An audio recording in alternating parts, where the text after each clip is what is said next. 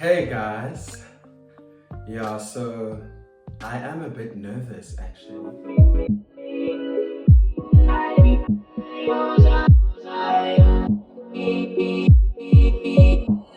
I am a 1 year old ambassador and a friendship ambassador.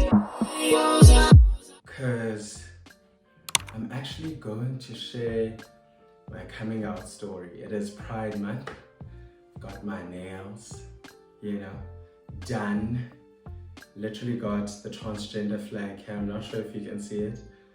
And I've got the Pride flag here, the LGBTQI flag. So I'm gonna share my coming out story. My name is Johannesburg if it's your first time here. And thank you so much for following my journey so far. Come along if it's your first time, and let me know in the comment section, and do subscribe. And for the people who have been on this journey with me, thank you so much. Not sure if you guys can hear that I am nervous. I actually really am. But I really want to do this because I think it's necessary for so many reasons. It is Pride Month, the biggest reason. It's International Pride Month. International Pride Month has happened because of what happened in Stonewall in New York, where people were killed, they were marching, and this month was chosen as the month that would honor people of the LGBTQI community. That particular march was led largely by transgender individuals, and it's the month that has literally caused, or the march that literally caused sparkles or ripples all across the world, that has literally helped change so many people's lives in order to be able to express, in order to be able to be themselves, in order to be able to show up in the world as who they are. And that's a beautiful thing. It's amazing what a small collective can do to shift things for so many other people. This happened in New York, but it's had a ripple effect all over the world. And it's a beautiful thing that can happen, as I said, when a collective comes together like that. As much as people shouldn't have to fight for who they are in the first place, but we thank and I honor all those people who, were a part of that march. Because without them, I wouldn't be here. I wouldn't be able to express and be who I am, and be the Kanya that is highly expressive today. So I came out in 2009. This was when I was in matric. So I came out to my mom. I had a really, really tough year. A part of why I'm also doing this is because somebody asked me in the comment section to actually share my coming out story. 2009 was a really tough year. Struggled to focus, struggled to just get into things. I remember I had a plan in my head that I would go study in Rhodes in Grahamstown, and I would do something in the arts, because that's where I saw people like me who were able to express. And I wanted to study that, and my mom said, "You are not going to study drama, or you're not going to study anything in the arts." And I was like so bummed, so bummed. And my plan in studying something in the arts was that would be the place that I was liberated. I did drama and mathematics and all these scientific subjects as one of my subjects. So drama was the place that I felt liberated and free. So my aim was to go to Grahamstown, be able to live out my life the way I had planned to and the way that I had envisioned it. So when she said that she's not gonna, support that route for me, I was crushed, because now I was like, I'm gonna be in the closet for how long, and I'm gonna be dying inside for how long. So then I just was depressed.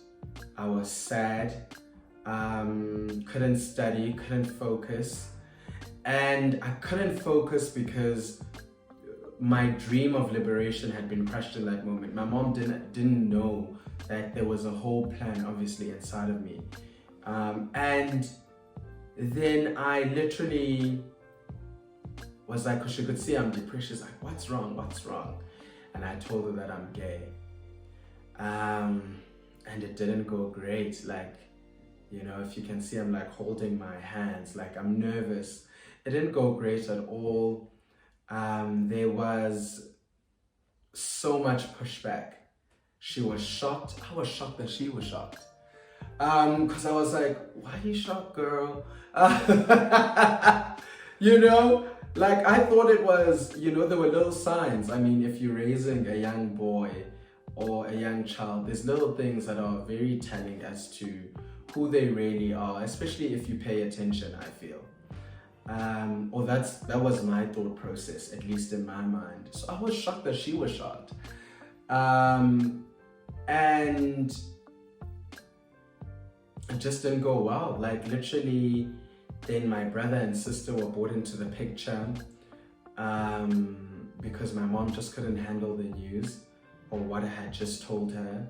And there was a whole family intervention as to, yo, you better not live out your life openly so that people, you know, see who you are, because this is what's going to happen to you. You're going to get burned. And at the time, there was a lot happening. So I understand that there was a lot happening at the time. Like, I think there was a lesbian individual who was burnt in New Bright, and that's in Port Elizabeth or Gqeberha. And there was so much happening. So they were so fearful for me. My sister was like, yo, you're gonna struggle in terms of jobs. She's, you know, was just sharing her view of what she's experienced in corporate at the time. And I just literally was bombarded with all this fear. And bear in mind, when you open up yourself like that, your heart is open. So my heart is open, and I'm being bombarded with all this fear instead of like love, because there's a difference between love and fear. That was fear, and it was all like put into me, like, because love it feels different. It feels like, oh my God, I can't believe you've kept this to yourself for all this time. You know, let me give you a hug. I can't imagine what you've been going through. It's mixed with empathy. It's mixed with compassion. And I didn't really get that at all. It was just fear. And some people might say the fear was, you know, them trying to protect me. But there's really a difference between love and fear. It's not the same thing. For me at least. So I wasn't met with love in that moment, in my most vulnerable moment. And I literally then, you know, decided to heed their call and live in the closet. So I was in the closet for all of my varsity life until my honors year, where I then came out to a group of church guys, because I was very involved in church. But I didn't come out in the way that this is who I am, I'm gonna live out my life. I came out as, this is what I'm struggling with, so that they could digest it and actually, you know, like kind of feel it through and be more understanding of me. And when I came out like that, they actually did meet me, you know, in love. They hugged me, they were, you know, like good folk, good friends. They didn't act differently as well, you know, because we used to all chill together a lot, and we were very comfortable around each other. Would sometimes sleep at my friend's place, and it was, nothing changed, and that was very good for me to see. Everything was the same, so it was like a little bit of a step for me. And then I also had come out to my best friend at the time. And she saved me. She's the one who saved me, because I saw God's love through her. Because her response to me coming out to her was, she was so compassionate. She cried. It's almost like she felt the pain I had been feeling for all these years. It was like, I can't believe you've had to keep this to yourself. And that for me really was like, oh my God, this is what love looks like. This is it, you know, and this is how God feels about me. This is how God sees me. This is how it feels. You feel seen. I felt seen in that moment. I felt loved in that moment. I felt heard. And my life shifted, you know, it shifted. I was still in the closet though, in terms of my complete expression. Like only a few people that were close to me knew. And even my housemate at the time was a guy, was surprised to hear that I'm gay. He's like, just like, I thought you were just different, like, you know. And I was like, yo, bro, I thought you knew this. Yo, you know. But he didn't. So, you know, fast forward, had a couple of arguments with my mom about wanting to come out and live openly, and she was like, no, not gonna do that. And I was just sad. I think this was when I was doing my master's, and I was really sad.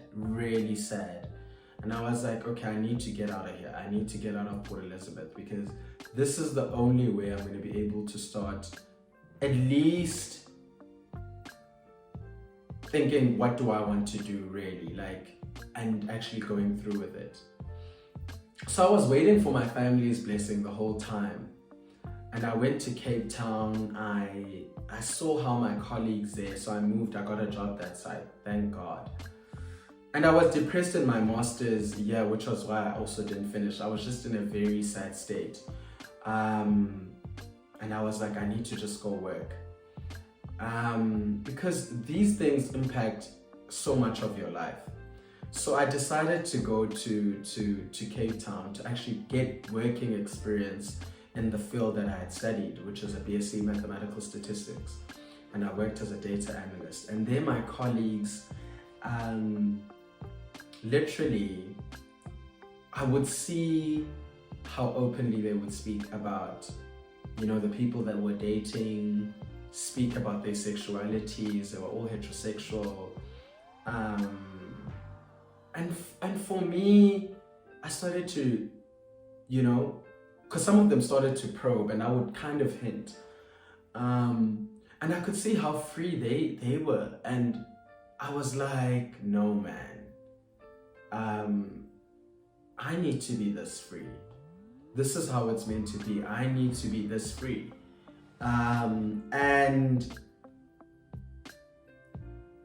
I remember, you know, one of my colleagues said to me, you know, if you tell me, you know, it wouldn't change anything. You just need to live your truth. I remember he said that we were together taking a walk. He's like, I know what you're trying to hide.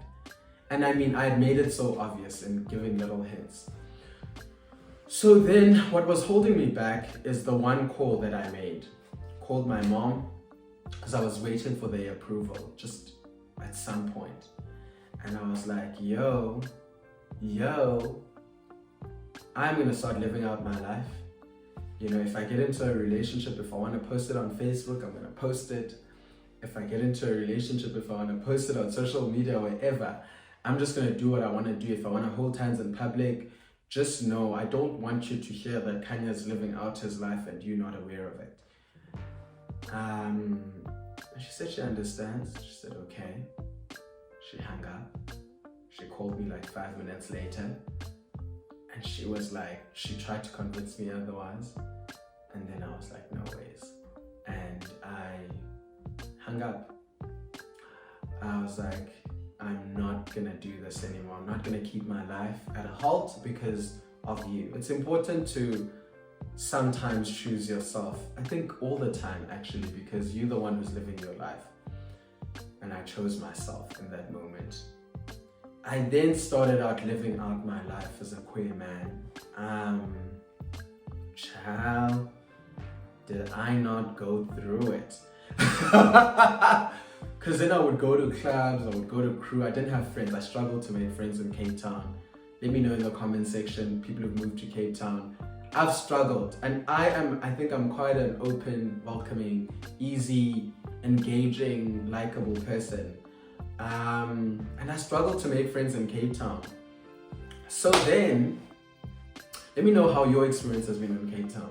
So then what happened was, I started going out to clubs alone.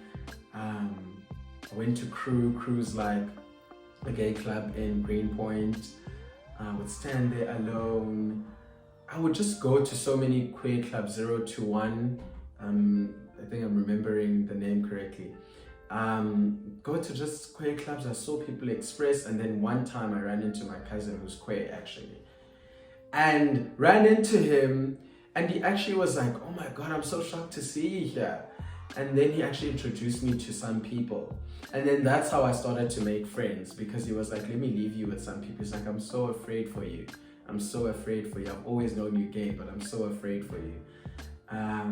Afraid for me in that, you know, he had experiences where he's had to kind of defend his identity. And I think that's where he was coming from. So literally then introduced me to some people, and I started to make friends. Fortunately, because I was like, oh my God, I'd love some queer friends, you know. And I started to make friends. Also started to learn more about, you know, what it means to navigate relationships as a gay man. I started to learn that. I started to learn about myself. I started to learn about my yearning for love as well. Like, I was like, oh my God, like I really would like love, and I'm not getting it. You know, it's just people wanna fuck. So I was just like, oh my God, you know, I'm struggling up in here. And I struggled. I was into this guy, and we had an on and off all the time. Very beautiful guy. We had an on and off. I was into him, but he was just, not the best of individuals. We had an on and off, completely. And then I literally decided, fortunately, I had to move away from Cape Town, which was great, because that on and off was not good for me. I just needed to move cities. I needed to get away. And I had gotten a job in Cape Town and in Johannesburg, and I chose Johannesburg because I was like, I need to get away from this boy, because there's like this tie that's tying us together. And I got away, and I came to Joburg, and I'm in Johannesburg now. And I was a bit more aware of myself here, because my first year as an out individual was in Cape Town. I told myself I'd keep myself to myself, but these Joburg boys will swindle you with words, honey. I was swindled a little, and swindled in the sense that somebody who sells something that they're not, in that they'll tell you they want to be in a relationship, and I don't believe them, because my instincts are good, but then you kind of fall into the trap of, let's just whatever, let's try it out, let's see, and then it doesn't go exactly the way I envisioned. And then at some point I prayed to really meet someone who was kind, who was great, who was a good person, and at that time I told myself I'm not gonna mix with anyone really, in terms of dating a lot of people. I was like, I'm just gonna wait till the right person comes. And a month later I met someone who was exactly what I had prayed for, very similar to me, just a very kind soul, and I dated him, and I felt love there. I really did, and I gave love as well. And I yeah, that's when I got into my first gay relationship. And that was my first relationship. And it was just so beautiful. Really, really beautiful. Yeah.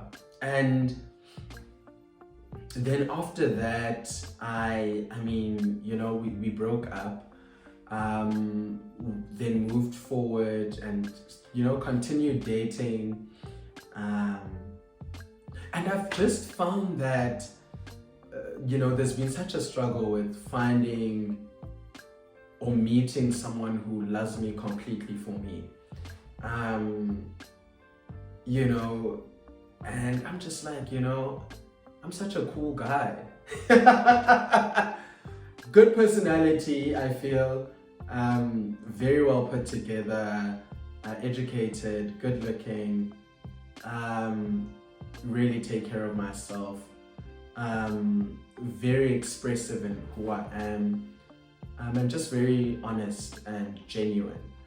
And I've just found that I've struggled to find somebody who's going to love me for all of me, because I live a very open life, and I've struggled quite a bit in love and in dating, and for many numerous reasons, I feel, as well, that I might not be aware of, but I've gotten glimpses of them in my interactions with some people. Because the more I've grown, the more expressive I've become. So, you know, I've had somebody call me feminine, and I was like, I never knew I was feminine. I thought I'm just a mix of everything, masculine, feminine, and I still do. I feel like I'm a mix of everything. But feminine in a very negative sense of just like, you are not what what I want. Literally, in the dating world, in the gay community, unfortunately, there's all these hindrances to people expressing themselves, because people will say they don't want a femme person, they'll say they don't want a fat person being, you know, anybody with umkhaba, because literally I'm like, guys, and some of these requirements you'll get from people that are literally not even a size 0 or whatever it is. Requirements that I find very silly, to be honest, because they're such a they're so judgmental, I feel, and unfortunately it makes it very hard to date. So I have been called that, and you know, now I have nail polish, and it's been very difficult to date, and you know, experience true love, you know, after that one experience. But I think this is with a lot of people, but I'm just expressing my story. So that's literally where I've been, and where I currently am. I feel I've really struggled to kind of find somebody to love me for who I completely am, in my expressive self, in who I am, in my vulnerability, in my boldness, in my braveness. And I've told myself I'm gonna be who I am, because I continue to evolve, and I like that about myself. I continue to, because I would have never done this years ago, the nail polish, that is. I would have never done that at all, and I'm continually growing, and I like that for myself, and I wish that for everyone. I think it's so important to grow more and more into yourself. So yeah, that's where I currently have been, and that's been my story. I'm very proud of where I am in my expression. I'm very proud of the message that I stand for, in that be yourself, you know, be femme. Come on, call me femme. Be fat. Be who you are, because that's what matters. And in your pursuit of love, or in my pursuit of love, I know that the right person will love me for all of those things, for my feminist, for my expressiveness, for my extrovertedness, and all the things that make me me. And that's just so important. And right now, my relationship with my family, I feel like we've come a long way, because at least we're no longer having those conversations. I've had conversations with my brother, he's really dope. I've had conversations with my sister as well recently about the kind of guy I should date. Things have shifted. And I'm yet to have that conversation with my mom, but there's definitely a difference. I feel it. And I'm really thankful for that, because I know not everybody experiences that level of shift, at least. And this is about me. I'm just really proud of where I am, and happy Pride Month to all the queers out there. I pray that you get an opportunity to be fully yourself, and to fully express yourself, and to be who you are, because you really deserve that. Let me know if you have any questions, and if you have anything that you'd like me to talk more on. Otherwise, subscribe to my channel, people. Like, comment, and share. Thank you so much for watching.